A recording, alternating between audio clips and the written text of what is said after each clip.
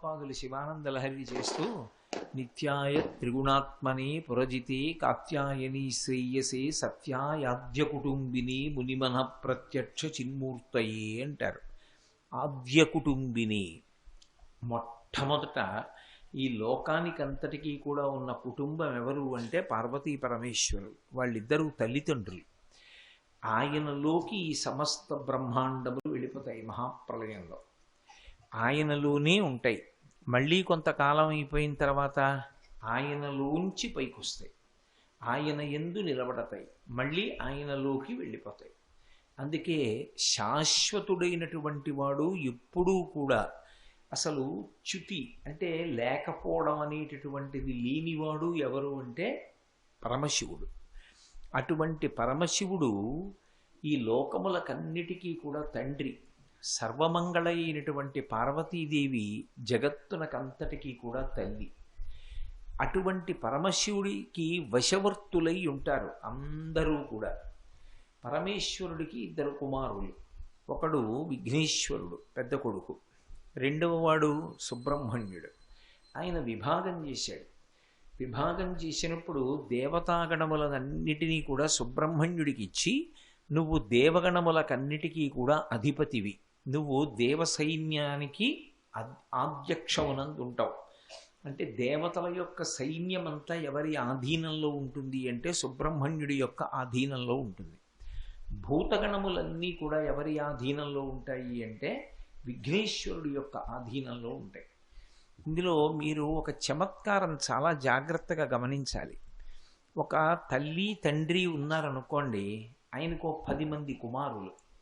10 మంది కుమారుల్లో 80 కుమారులు మహావిద్వాంసులు, చాలా గొప్పవాళ్ళు.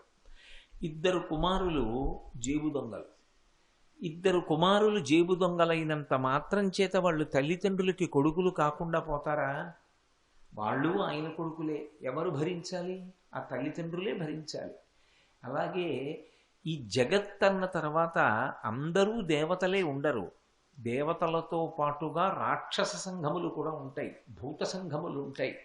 ఈ భూత సంఘములన్నిటినీ కూడా ఎవరి యొక్క నియతిలో పెట్టాడు అంటే, ఎవరి పరిపాలనలో పెట్టాడు అంటే విఘ్నేశ్వరుడు యొక్క ఆధిపత్యంలో పెట్టాడు. విఘ్నేశ్వరుడు, అందుకే ముత్తుస్వామి దీక్షితారు వారు కీర్తన చేస్తూ భూతాధిపం అంటారు.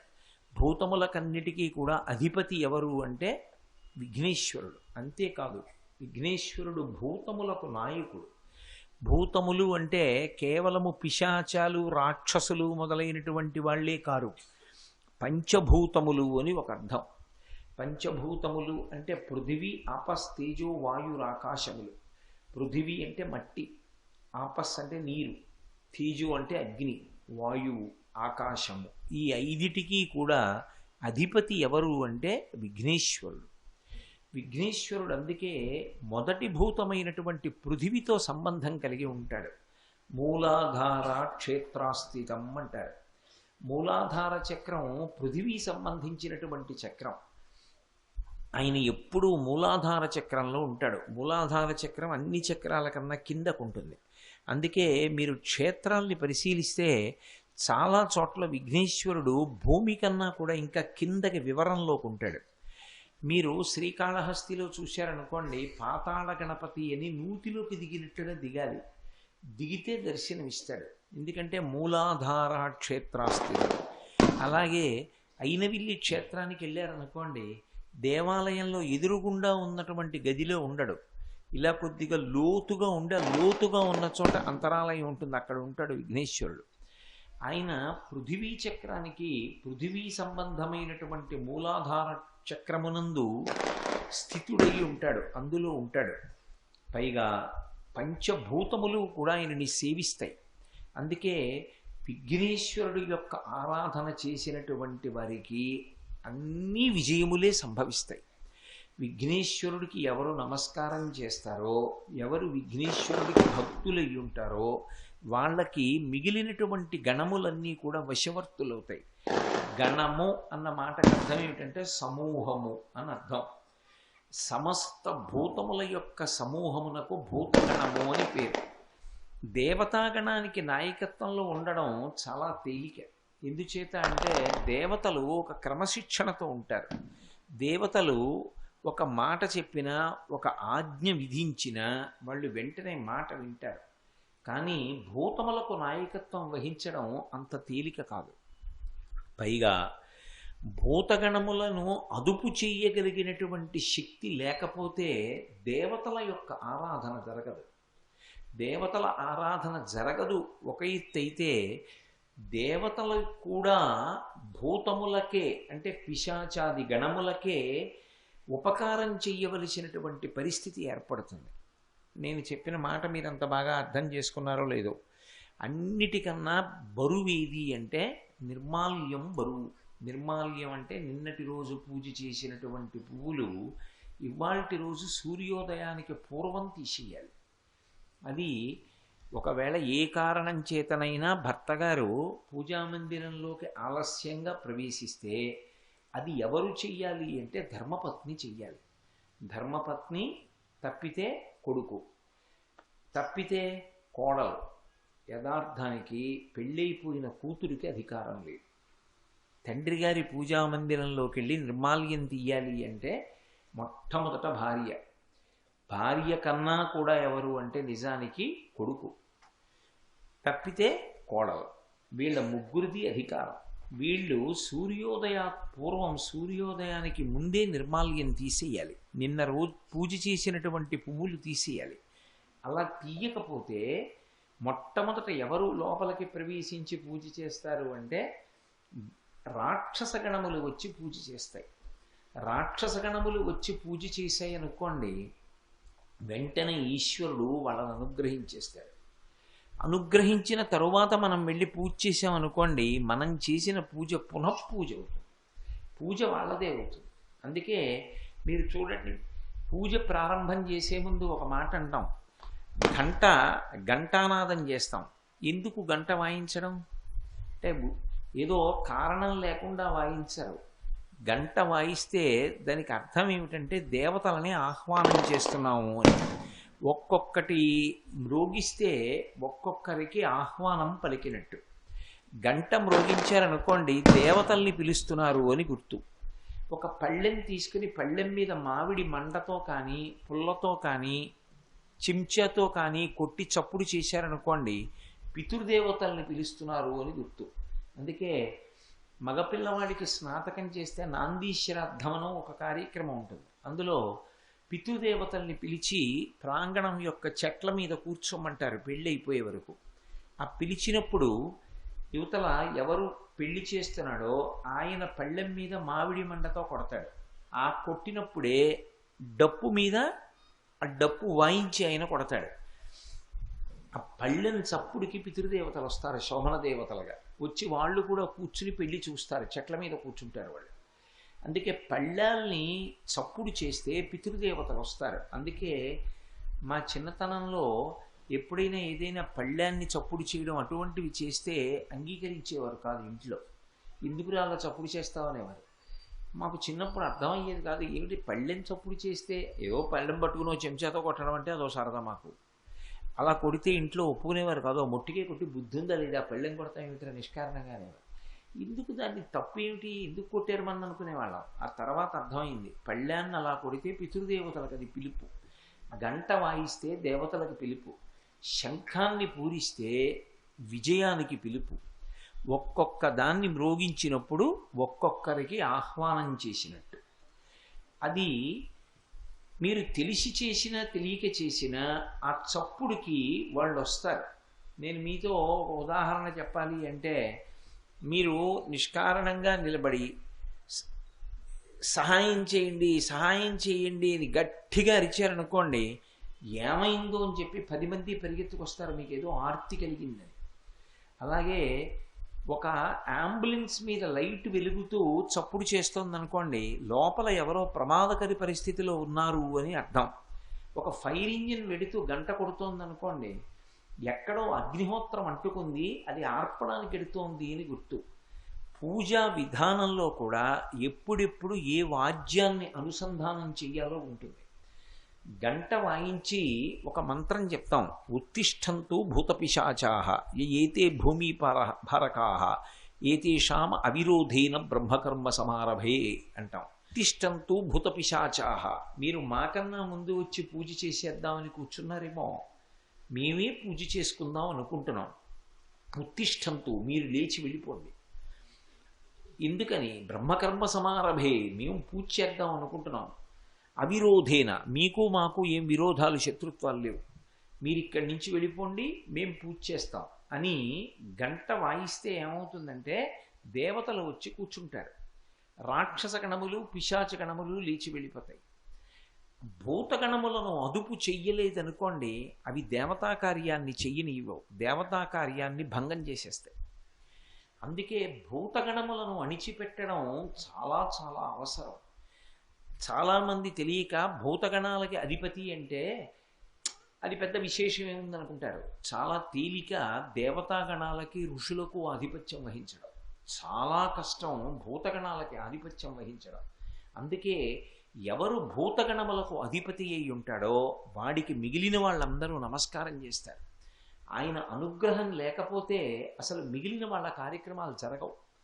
మీరు చూడండి, ఇంట్లో చంటి పిల్లలు ఉన్నారనుకోండి, వాడు అన్నం తినేవాడు, తల్లిని తండ్రిని. వాడు వచ్చి మీద పడిపోయి కంచం లాగేస్తాడు, నీళ్లు లాగేస్తాడు, అమ్మ బొబ్బ అంటాడు, ఆ అమ్మ అంటాడు, లాగేసుకుంటాడు, నోట్లో పెట్టుకుంటాడు, కింద పారేస్తాడు, వద్దురా అంటే ఈడుస్తాడు.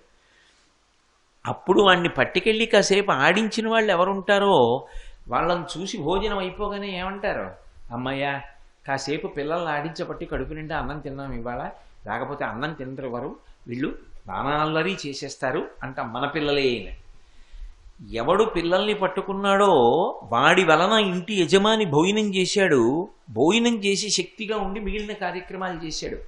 భూతగణములను అదుపు చెయ్యకపోతే అసలు ఉపాసన దగ్గర నుంచి ఏ కార్యక్రమం నడవదు.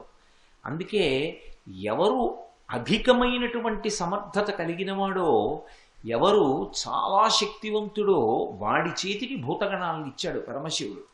అందుకే భూతాధిపం, భూతగణములకు అధిపతి ఎవరు అంటే గణపతి. ఆయన భూత గణములకు అధిపతి కనుక మిగిలిన గణములన్నీ కూడా ఆయనకి నమస్కారం చేస్తాయి.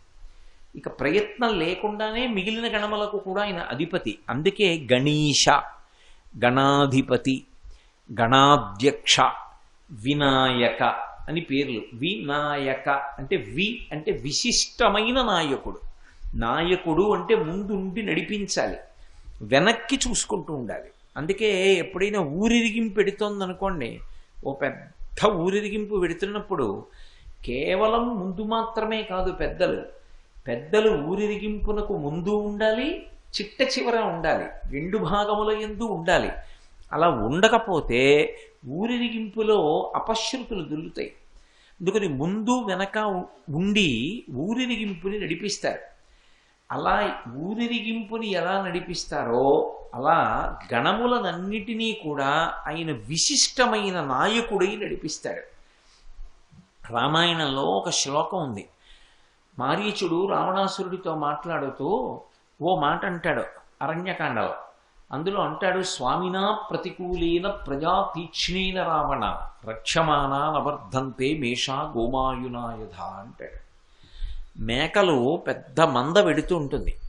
ఆ మంద వెడుతున్నప్పుడు వెనకాతల కావలివాడు ఒకడు వెడుతూ ఉంటాడు కర్ర పట్టుకుని. ఎందుకని? తోడేలు వచ్చి మేకలను ఎత్తుకుపోతుంది. అందుకని కర్ర పట్టుకుని కూడా కాపలా వెడుతూ ఉంటాడు. ఒక తోడేల్నే కాపలా పెట్టేస్తే అప్పుడు ఇంక ఇబ్బంది లేదుగా అని ఒక తోడేలునో నక్కనో కాపలా పెట్టారనుకోండి, అప్పుడు గొర్రెల మందలోనో మేకల మందలోనో మేకనో గొర్రెనో ఎత్తుకుపోవడానికి బయటవేవీ రావక్కర్లేదు, ఇవే తినేస్తుంటాయి.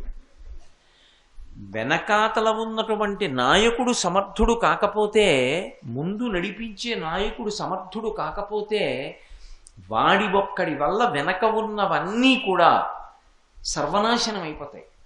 మనం ఏదో S1 భోగి దగ్గర నుంచి S23 భోగి వరకు ఉంటాయి.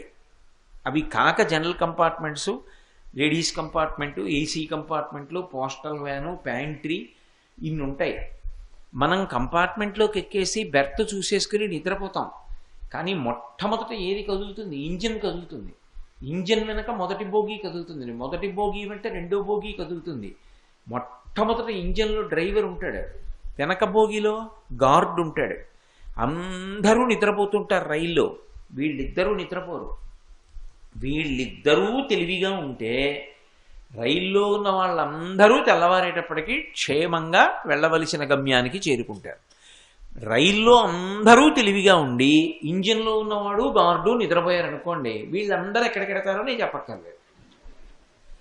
అందుకే నాయకత్వంలో ఉన్నవాడు విశిష్టమైన వాడు అన్న మాటకు అర్థం ఏమిటంటే, ఎవరి వెంట వెడితే క్షేమంగా ఉంటామో, ఎవడు తన వెంట వెడుతున్న వాళ్ళని నడిపించగలిగినటువంటి వాడై ఉంటాడో, ఎవడు అటువంటి సమర్థత కలిగిన వాడో వాడు వినాయకుడు.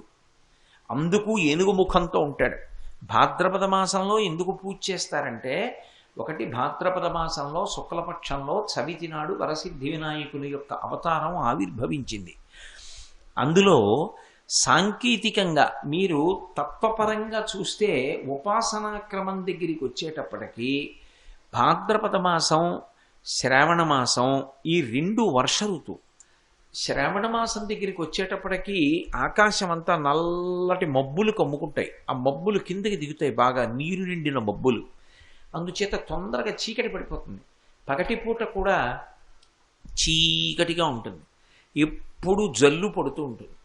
ఆ జల్లు పడుతున్న కారణం చేత శ్రావణ మాసంలో ఎప్పుడైతే వర్షం ప్రారంభమైందో అరణ్యంలో తీగలన్నీ పెరిగిపోతాయి, పురుగులు పెరిగిపోతాయి. తీగలు ఇటువైపు చెట్ల మించి అటువైపు చెట్ల మీదకి అల్లేసుకుంటాయి.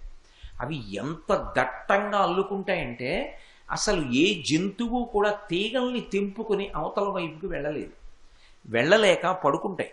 చాలా ఇబ్బంది, తీగల్లో పరిగెత్తలేమని. ఏదో కుందేళ్లలాంటివి ఉన్నాయనుకోండి, అవి పరిగెడదామంటే తీగలు కాళ్ళకి తగిలి పడిపోతాయి, చాలా కష్టం.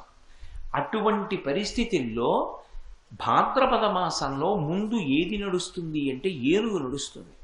ఏనుగు నడిచిందనుకోండి, ఏనుగు యొక్క శరీరమే అంత బలం. అది నడిచి వెడుతుంటే అడ్డొచ్చినటువంటి తీగలన్నీ పట పట పట పట తెగిపోతాయి. ఇంకా ఏదైనా తెగలేదనుకోండి, దాన్ని తొండంతో తెంపేసి నడిచి వెళ్ళిపోతుంది. ఏనుగు ముందు నడిస్తే వెనకాతలైక మిగిలిన జంతువులన్నీ నడిచి వెళ్ళిపోతాయి, మార్గం వచ్చేస్తుంది. ఒకసారి వినాయకుడికి నమస్కారం చేసి కార్యం మొదలు పెడితే దాన్ని సాధించడానికి కావలసినటువంటి దారి ఆయన చూపించేస్తాడు. వినాయక అని పేరు. వినాయక అంటే విశిష్టమైనటువంటి నాయకుడు. అంత గొప్ప నాయకత్వము ఉన్నటువంటి వాడు కనుకనే ఆయన కేవలము ఒక్క నమస్కారము చేత ప్రీతి పొంది మనని గమ్యం చేర్చడంలో మనకి బహుధా ఉపకరిస్తాడు. అంత గొప్ప స్వరూపము కలిగినటువంటి వాడు. అటువంటి విఘ్నేశ్వరుడు గణాధిపతి. ఆయనని ఎవరు నమ్ముకుని ఉంటారో వాళ్ళకి ప్రతిబంధకాలు కూడా రాకుండా ఉంటాయి. అంటే అడ్లొచ్చి కార్యక్రమం జరగకుండా ఉండేటటువంటి విధానం లేకుండా అడ్డు తొలగించి కాపాడతాడు. ఆయన చాలా తేలికగా వశపడతాడు. చిన్నపిల్లలు ఎంత తేలిగ్గా వశపడిపోతారో విఘ్నేశ్వరుడు కూడా అంత తేలికగా వశపడతాడు. ఆయన కోసం పెద్ద కష్టపడక్కర్లేదు. ఒక్క చెరుకు ముక్క పెట్టినా, దోసపండు పెట్టినా పరమ ప్రీతితో నమస్కారం చేస్తే చాలు, ఆయన వెంటనే అనుగ్రహిస్తాడు. అంతటి మహానుభావుడు. అందుకే విఘ్నేశ్వరుడు యొక్క ఆరాధన చెయ్యకుండా ఏ కార్యక్రమాన్ని చేయరు.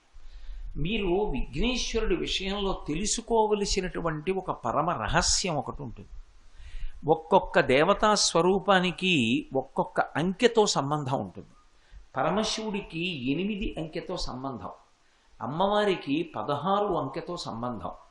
అలాగే సుబ్రహ్మణ్యేశ్వర స్వామికి ష ర వ ణ భ వ 6 అంకెతో సంబంధం. షణ్ముఖుడు 6 ముఖాలతో ఉంటాడు, 6 అంకెతో సంబంధం. ఆయన మంత్రం కూడా 6 అక్షరాలు. అలాగే విఘ్నేశ్వరుడి దగ్గరికి వచ్చేటప్పటికి ఆయనకి 16తో సంబంధం. పూజ అంతా 21 మీద నడుస్తుంది. 21 పత్రులు, 21 ప్రధాన నామాలు, 21 రకమైనటువంటి ప్రకృతులు, వీటి మీద నడుస్తాడు. కానీ ఆయనకి 16 అంకెతో చాలా దగ్గర సంబంధం ఉంటుంది. అందుకే విఘ్నేశ్వరుడి విషయంలో ఋషులు ఒక మాట చెప్పారు. ఆయన గురించి ప్రతిరోజు ఇంట్లో 16 నామాలు చెప్పాలి. మీరు ఏ పని చెయ్యండి ఆ 16 నామాలు చెప్పకుండా రోజు ప్రారంభం కాకూడదు. మీరు ఇంట్లోంచి బయటికి ఎప్పుడు ఎడతారు? ఓ నమస్కారం పెట్టి పూజ చేసుకున్నాక ఎడతారు. పూజ చేసుకునేటప్పుడు మీరు ఏది చెప్పారు ఏది చెప్పలేదు అన్నదానికన్నా ఈ 16 నామాలతో ఉన్న శ్లోకాన్ని చెప్పారా చెప్పలేదా అన్నది చాలా ప్రధానం. ఒకవేళ ఈ 16 నామాలతో ఉన్నటువంటి శ్లోకం రాకపోతే కనీసంలో కనీసం ఇంట్లో ఎవరో ఒక్కళ్ళైనా దాన్ని పైకి చదవాలి. కనీసం పైకి చదవకపోయినా లోపలైనా చదవాలి. అసలు యథార్థంగా చెప్పాలంటే నేను ఇందులో ఏమీ దాపరికం లేకుండా చెప్పాలి అంటే ఒక్కళ్ళైనా ఇంట్లో పైకి చదువుతుంటే మిగిలిన వాళ్ళైనా వినాలి. చదవడం రాకపోతే కనీసం వినాలి. అందుకే దేవాలయంలో కూడా మొట్టమొదట ఏ శ్లోకంతో మొదలు పెట్టాలి అంటే ఆ శ్లోకంతోనే మొదలు పెట్టండి అని చెప్పింది శాస్త్రం. సుముఖశ్చైక దంతశ్చ కపిలో గజకర్ణకః లంబోదరశ్చ వికటో విఘ్నరాజో గణాధిపః ధూమకేతుర్గణాధ్యక్ష ఫాలచంద్రో గజాననః వక్రతుండః శూర్పకర్ణో హీరంబస్కందపూర్వజః షోడశైతాని నామాని యప్పఠేత్ శృణుయాదపి విద్యారంభే వివాహే చ ప్రవేశే నిర్గమే తథా సంగ్రామే సర్వకార్యేషు విఘ్నస్తస్య న జాయతే అని. ఆ శ్లోకంలో ఎంత స్పష్టంగా చెప్పారంటే విఘ్నేశ్వరుడివి 16 నామాలు చెప్పారు. సుముఖః సుముఖ ఏకదంతశ్చ కపిలో గజకర్ణకః లంబోదరశ్చ వికటో విఘ్నరాజో గణాధిపః ధూమకేతుః గణాధ్యక్షః ఫాలచంద్రో గజాననః వక్రతుండః శూర్పకర్ణో హేరంబస్కందపూర్వజః. 16 నామాలు. షోడశైతాని నామాని, ఈ 16 నామాలు తప్పకుండా షోడశైతాని నామాని యప్పఠేత్ శృణుయాదపి, ఇవి తప్పకుండా చదివి తీరవలసినదే. ప్రతి వాళ్ళు ఈ శ్లోకం చెప్పవలసిందే. ఒకవేళ ఏ కారణం చేతనైనా మేము ఈ 16 నామాలు ఉన్న శ్లోకాన్ని చెప్పలేమండి, ఈ 16 నామాలుగా రాసుకునైనా చదవాలి. ఒకవేళ మాకు చదవడం కూడా రాదండి, నోరు తిరగదు అంటే ఎప్పటేత్ శృణుయాదపి, కనీసంలో కనీసంగా చదువుతున్నప్పుడు వినడమైనా జరగాలి. ఇంట్లో ఇది చదివేవాడు లేక వినేవాడు లేకపోతే విఘ్నములు వస్తాయి. అందుకని ఎప్పటే శృణుయాదపి విద్యారంభే వివాహే చ ప్రవేశే నిర్గమే తథా. ఎప్పుడెప్పుడు చదవాలని చెప్పారు ఈ శ్లోకాన్ని అంటే ఇది ప్రతిరోజు చదవాలి. విద్యారంభే సాధారణంగా ఒక సంస్కారం ఉంటుంది, అక్షరాభ్యాసము అంటాం. అక్షరాభ్యాసం చేసేటప్పుడు మొట్టమొదట ఏది చెయ్యాలి అంటే ఈ 16 నామాలతో విఘ్నేశ్వరుడికి పూజ చేసి విద్యారంభం చెయ్యాలి. ఇంకొక రహస్యం ఏమిటంటే అందులో బ్రహ్మచారిగా ఉండడం మొదలుపెట్టినప్పుడు అసలు బ్రహ్మచర్యాశ్రమ ప్రారంభం దేనితో అంటే ఈ నామాలతోటే మొదలుపెట్టాలి. విద్యారంభే అంటే విద్య నేర్చుకోవడం అన్నది ఎప్పుడు మొదలు? యజ్ఞోపవీతం ఉన్న వాళ్ళైతే ఉపనయనం చేసి గాయత్రి మహామంత్రాన్ని ఉపదేశం చేసిన తర్వాత గురువుగారి దగ్గరికి పంపిస్తారు. ఉపనయన సంస్కారం లేకపోతే అక్షరాభ్యాసం చేసిన తర్వాత చదువుకోవడానికి పంపిస్తారు. ఉపనయనం చేసిన లేదా అక్షరాభ్యాసం అనుకోండి, బ్రహ్మచర్యం ప్రారంభమైంది కాబట్టి బ్రహ్మచర్యాశ్రమం ప్రారంభమైతే పెళ్లి కాని పిల్లలు కూడా దాని ప్రారంభం నుంచి ప్రతిరోజు ఏది చదవాలి? ఇది చదవాలి. విద్యారంభే తర్వాత వివాహేచ, బ్రహ్మచర్యం ఎప్పుడు ఆగిపోతుంది? పెళ్లి చేసుకుంటే. వివాహం అయిన తర్వాత కూడా ప్రతిరోజు ఇది చదవాలి. ప్రవేశే నిర్గమే తథా, ఇది కానీ ఒక్కసారి చదువుకుంటే ఎప్పుడెప్పుడు విఘ్నములు రాకుండా ఉంటాయి. అంటే ప్రవేశే నిర్గమే తథా, లోపలికి వెళ్ళినప్పుడు బయటికి వచ్చినప్పుడు. ఏమిటి దాని అర్థం? ప్రవేశే అంటే లోపలికి వెళ్ళడం, నిర్గమే అంటే బయటికి వెళ్ళిపోవడం. లోపలికి వెళ్ళినా బయటికి వచ్చినా విఘ్నం లేకుండా ఉంటుంది. మీరు ఒక్కటి జాగ్రత్తగా గమనించండి. నేను వేట్లపాలెం ఉపన్యాసానికి పెడదామని బయలుదేరుతున్నాను అనుకోండి, ఇప్పుడు నేను ఎక్కడి నుంచి బయటికి రావాలి? రాజద్వారం దాటాలి. ఇంటికి రాజద్వారం ఉంటుంది. రాజద్వారానికి అది రాజద్వారము అని గుర్తు ఏంటంటే దానికి లక్ష్మి కమ్మి ఉంటుంది. లక్ష్మి కమ్మి అని దేన్ని పిలుస్తారంటే ఏది ప్రధాన గడపయో దానికి పైన ఉన్నటువంటి గడప ఉంటుందే, ఆ పైన ఉన్న కమ్మి, ఆ కమ్మి లక్ష్మి కమ్మి. కింద ఉన్నటువంటి గడప కన్నా అత్యంత ప్రధానం ఏది అంటే పై గడప. అది పుచ్చిపోవడం కానీ లేకపోతే వివర్ణం అయిపోవడం కానీ జరగకూడదు. అది లక్ష్మీ కమ్మి కాబట్టే తోరణం ఎక్కడ కడతారు? కింద కట్టరు. తోరణం కడితే పైన కడతారు. అది ఎప్పుడు అలంకృతమై ఉండాలి లక్ష్మీ కమ్మి.